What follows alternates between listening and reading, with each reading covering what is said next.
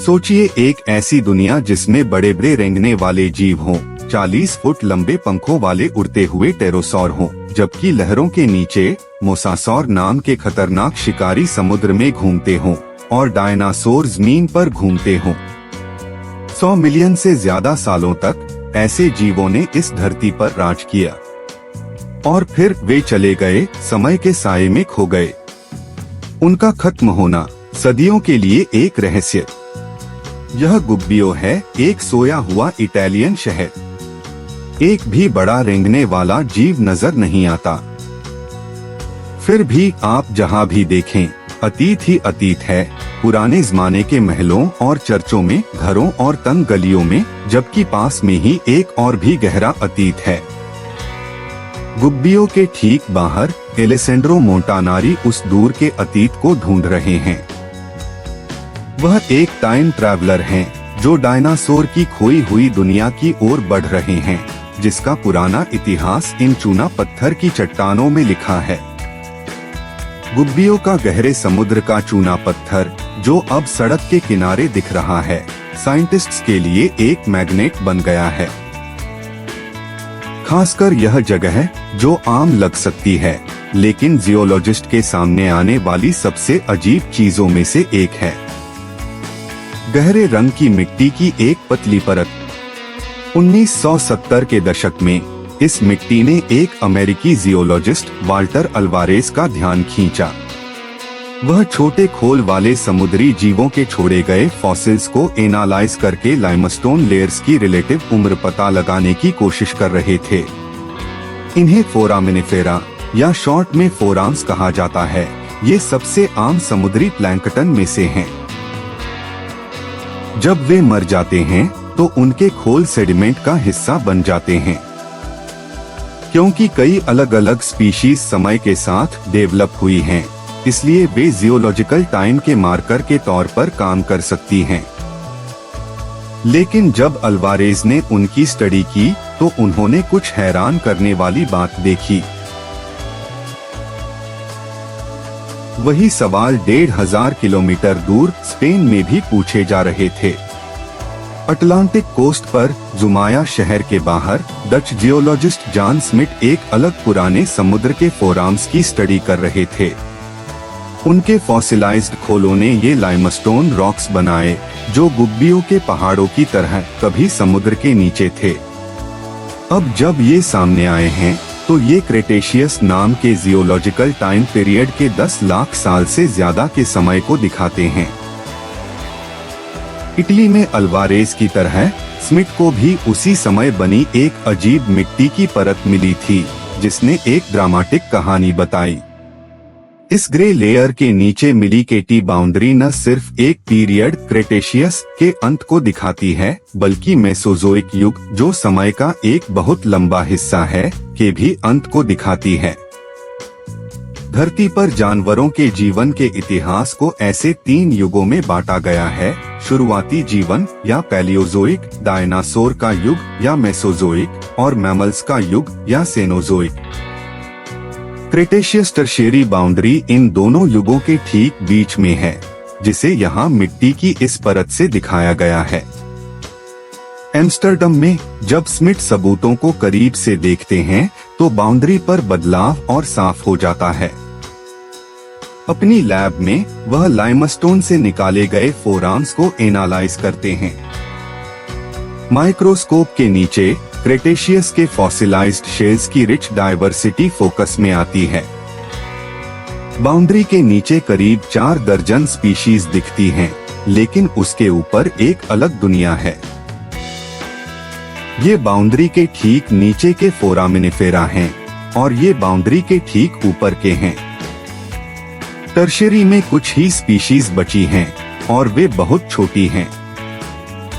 एक लेयर जो रंग और मोटाई में अलग अलग होती है और दुनिया भर में पाई जाती है।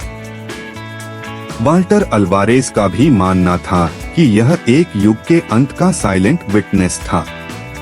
मुख्य सवाल यह था कि दुनिया को बदलने में कितना समय लगा।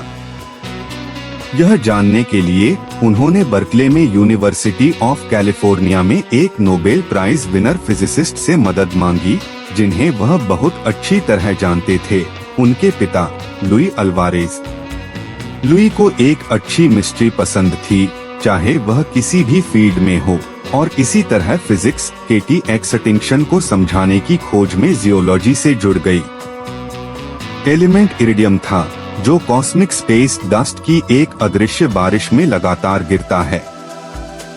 अगर लेयर को बनने में हजारों साल लगे थे, तो अल्वारेज ने सोचा कि मापने के लिए बस इतना इरिडियम हो सकता है।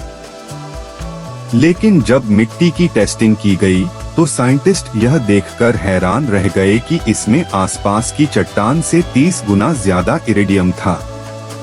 इसके अलावा दूसरी केटी साइट्स के सैंपल्स में भी ऐसा ही लेवल था, जो आम स्पेस डस्ट से आने के लिए बहुत ज्यादा था।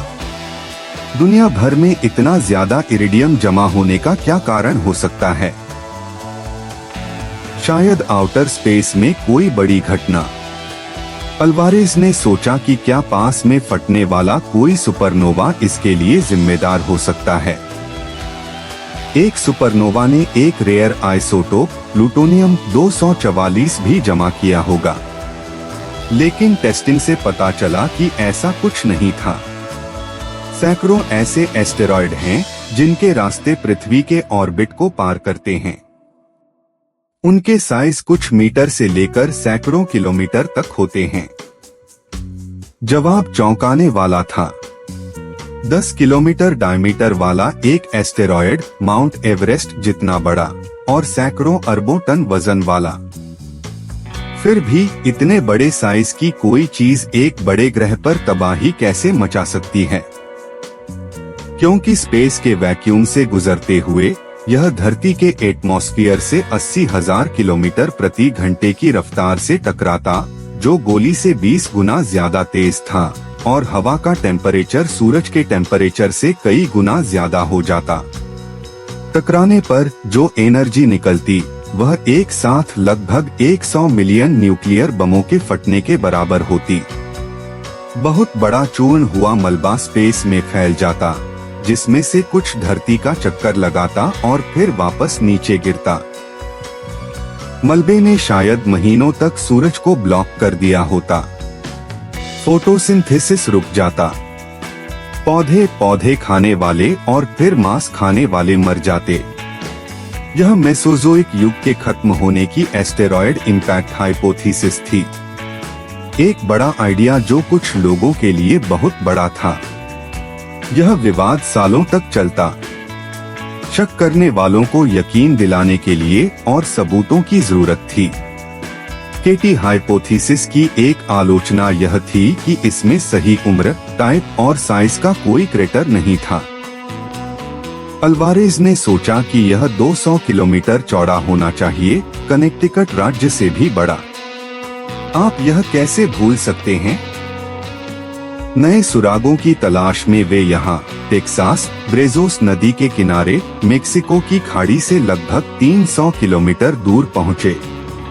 65 मिलियन साल पहले यह चरागाह की जमीन के बजाय समुद्र का तल था।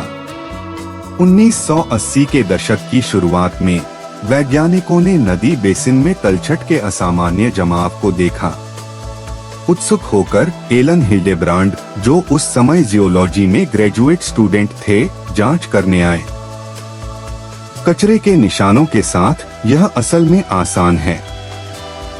नदी और उसकी सहायक नदियों के किनारे उन्होंने केटी सीमा के उन हिस्सों की जांच की जो दूसरी जगहों से अलग थे, और उन्होंने क्रेटेशियस मिट्टी और चट्टान के ऊपर कुछ देखा जो कभी समुद्र तल पर जमा हो गया था। एक अनजान आंख इस तलछट को देख सकती है और उभरे हुए पत्थरों को दोबारा नहीं देख सकती। लेकिन हिल्डेब्रांड ने एक बड़ी घटना के सबूत देखे। अगर 10 किलोमीटर चौड़ा कोई एस्टेरॉयड समुद्र में या किसी कॉन्टिनेंट के किनारे पर गिरता, तो वह बहुत ज्यादा मात्रा में चट्टान और पानी को हटा देता, जिससे 100 मीटर से ज्यादा ऊंची सुनामी आती।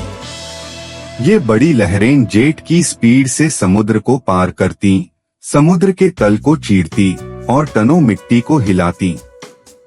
जब वह मलबा आज के ब्रेजोस रिवर बेसिन में आकर रुकता, तो वह आसमान से गिरने वाले इजेक्टा के साथ मिल जाता। हिल्डेब्रांड हर नए सबूत की तलाश में था। अगला पड़ाव हैती, जहां उसने ज्वालामुखी चट्टानों की एक रिपोर्ट की जांच की। जैसा कि उसे शक था, वे असल में इजेक्टा थे, जो शॉक्ड मिनरल और स्पेर्यूल से भरे हुए थे। उनमें टेक्टाइट्स नाम की पिघली हुई चट्टान भी थी, जो एक और बताने वाला संकेत था। और सबूत कि मेक्सिको की खाड़ी के आसपास कहीं कोई हमला हुआ था, लेकिन कहीं काफी सटीक नहीं था। मजे की बात यह है कि एक दूसरे जियोलॉजिस्ट द्वारा खोजे गए एक अहम सुराग को बहुत पहले ही नजरअंदाज कर दिया गया था। सालों पहले ग्लेन पेनफील्ड ने मेक्सिको में युकाटन पेनिनसुला पर तेल की खोज की थी।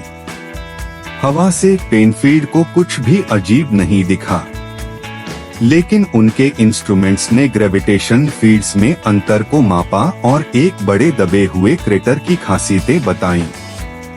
यह हिल्डेब्रांड ही थे जिन्होंने आखिरकार पेनफील्ड के काम को आगे बढ़ाया। पेनफील्ड ने जिस इलाके की पहचान की, वहां के रॉक सैंपल्स में हाई एनर्जी इम्पैक्ट के सभी निशान दिखे। सालों के अंदाजों के बाद क्रेटर आखिरकार मिल गया था। इसके सेंटर पर बसे एक गांव के नाम पर इसका नाम चिक्सुलप क्रेटर रखा गया। एस्टेरॉयड क्रेटर आखिरकार मिल गया था, लेकिन जरूरी सवाल अभी भी बाकी थे। मेसोजोइक के आखिर में कौन सी स्पीशीज खत्म हो गईं? कौन सी बची और क्यों? इन जवाबों की तलाश में हम हेल क्रीक फॉर्मेशन में डकोटा और मोंटाना के बैडलैंड्स तक पहुँचे। इसके कटाव वाले बट्स में उन पौधों और जानवरों के फॉसिल्स हैं जो क्रेटेशियस के आखिरी 10 लाख सालों और उसके बाद भी रहते थे।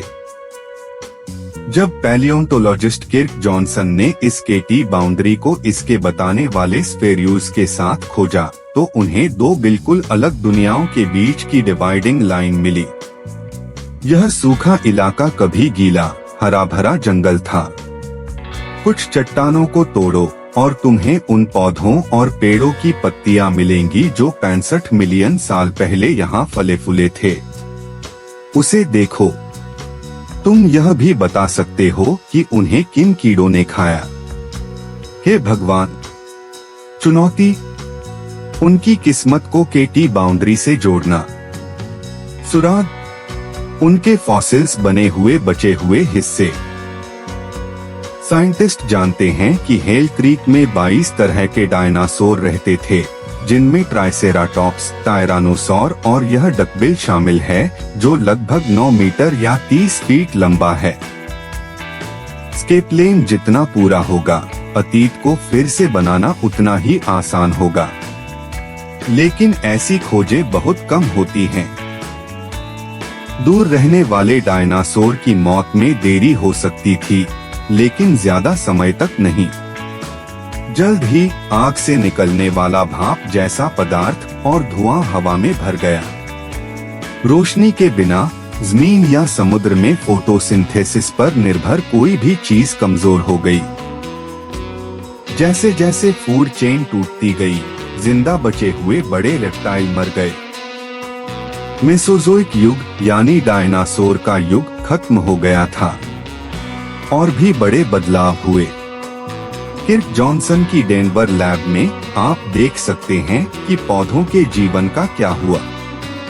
केटी बाउंड्री के नीचे से लिए गए सैंपल में पॉलन ग्रेन की बहुत ज्यादा डाइवर्सिटी दिखती है, जिसे यहाँ लाल रंग से रंगा गया है। लेकिन बाउंड्री के ऊपर यह पहले की डाइवर्सिटी गायब हो जाती है, जो सभी पौधों की 60% प्रजातियों के खत्म होने को दिखाता है। जहाँ कभी फूल वाले पौधे फलते फूलते थे, वहाँ पहले फर्न ने कब्जा कर लिया। Fern spore, fern spore, fern spore. Pollen के उलट फर्न स्पोर बिना जिंदा पौधों वाली बंजर जमीन पर भी उग सकते हैं। इस नई असर के बाद की दुनिया में डायनासोर ने जो जगह छोड़ी थी, वह भरने का इंतजार कर रही थी। उन लाखों सालों की रिकवरी में छोटे जानवरों को धरती विरासत में मिली। यह मैमल्स के युग की शुरुआत थी। आखिरकार बड़े मैमल्स ने जमीन पर कब्जा कर लिया, ठीक वैसे ही जैसे पहले डायनासोर करते थे। और उनमें पुराने प्राइमेट भी थे, जिनका विकास बहुत अच्छी दिशा में ले जाएगा, कम से कम इंसानों के लिए तो।